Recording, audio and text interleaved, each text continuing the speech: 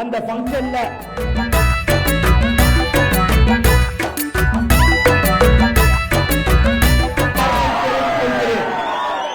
நீங்க வரும்போது ரொம்ப ஜாக்கிரதையாக பாதுகாப்பாக நீங்க அந்த கூட்டத்துக்கு வரணும். ரொம்ப ரொம்ப முக்கியம், உங்களுடைய உயிர் நமக்கு தளபதிக்கு அந்த அளவுக்கு உங்களுடைய உயிர் முக்கியம்.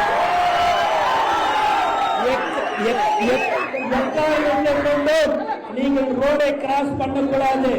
இங்க இருக்கிற மாவட்ட தலைவர் அவர்களும் அணித்தலைவர் அவர்களும் இப்போது அந்த இடம்லாம் எங்க நீங்க வண்டி நிறுத்தலாம் போலான்றத நீங்க முன்கூட்டியே பார்த்துக்கணும். ஒரு டீ கடையில நிறுத்தினா கூட மக்களுக்கு இடையூறு இல்லாமல் நீங்கள் வண்டியை நிறுத்த வேண்டும். பெரிய பெரிய பணக்காரங்க வராங்க, அவங்க வராங்க, இவங்க வராங்களா, நீங்க யாருமே அவங்க எல்லாருக்குமே நம்ம மரியாதை கொடுக்கிறோம். அவங்களும் நம்ம கட்சிக்கு வர வேண்டும். அதை நீங்கள் எதை பற்றியும் கவலை வேண்டாம். உண்மையாக யார் ஒருவன் உழைக்கிறார்களோ அவர்களுக்கு மட்டும்தான் தலைவர் தளபதி முதலாளி எனக்கு 26, 27 லீவ் வேணும் முதலாளி. டேய், அது ரொம்ப முக்கியமான நாள் தான், லீவு கொடுக்க மாட்டேன். அப்புறம் நீ லீவ் எடுத்தனா போனஸ் கொடுக்க மாட்டேன், சம்பளம் கொடுக்க மாட்டேன், உன்னுடைய 18 வருஷம் சர்வீஸே போயிடுறாரு. உன் 18 வருஷமும் வேணாம், எனக்கு போனஸ் எனக்கு சம்பளம் வேணாம். என் தலைவரை நான் போது அந்த அம்மா கிட்ட, அம்மா எனக்கு காலேஜ் ஃபீஸ் கட்டிடுமான்னு சொல்லுது. அதுக்கு அந்த அம்மா சொல்றாங்க, உன்னை 12ஆம் வகுப்பு படிக்க வைக்கிறதுக்கே நான் நிறைய கடன் வாங்கிட்டேன். அப்படி இருக்கும்போது நான் எப்படிமா உனக்கு நான் இப்போ காலேஜ் ஃபீஸ் கட்டுறது அப்படின்னு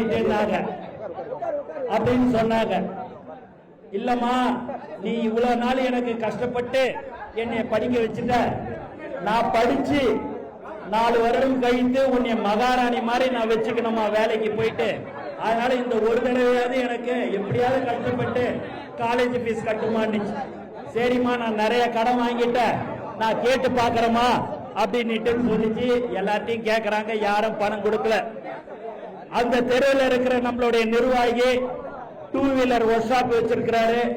அது பாத்தீங்கன்னா அவருக்கு 1500 ரூபாய் 2000 ரூபாய் ரிப்பேர் பண்ணா, வண்டி ரிப்பேர் பண்ணா வரும். அவர் என்ன செஞ்சாரு, அந்த பொண்ணுக்கு போயிட்டு காலேஜ் ஃபீஸ கட்டிட்டாருன்னு உடனே எல்லாரும் அரச புரசலா பேசிக்கிறாங்க. சும்மாவா கட்டினா, அவன் அந்த பொண்ணை காதலிக்கிறான், அதனாலதான் காலேஜ் ஃபீஸ் கட்டிட்டாருன்ட்டு. இது எப்படியோ நம்மளுடைய நிர்வாகிக்கு தெரிய வருது. பொங்கல் நேரத்தில் எல்லாருக்கும் கோல போட்டி வச்சு பரிசு எல்லாம் கொடுத்து ஒரு சின்ன விழா மாதிரி ஒரு 150 பேரை கூப்பிட்டு வச்சு ஃபங்க்ஷன் பண்றாரு. அந்த ஃபங்க்ஷன்ல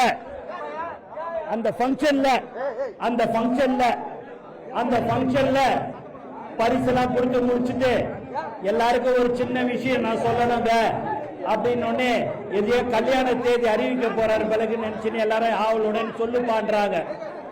அப்பா அவர் சொல்றா, நம்ம நிர்வாகி சொல்றாரு, நீங்க எல்லாரும் நான் அந்த பொண்ணுக்கு காலேஜ் ஃபீஸ் கட்டினேன், நான் காதலிக்கிறேன் அப்படிலாம் நீங்க ஒரு மாதிரி பேசிருக்கிறீங்க. என்னுடைய கூட பிறந்த சகோதரியாக நினைத்து நான் அந்த காலேஜ் ஃபீஸை கட்டினேன்.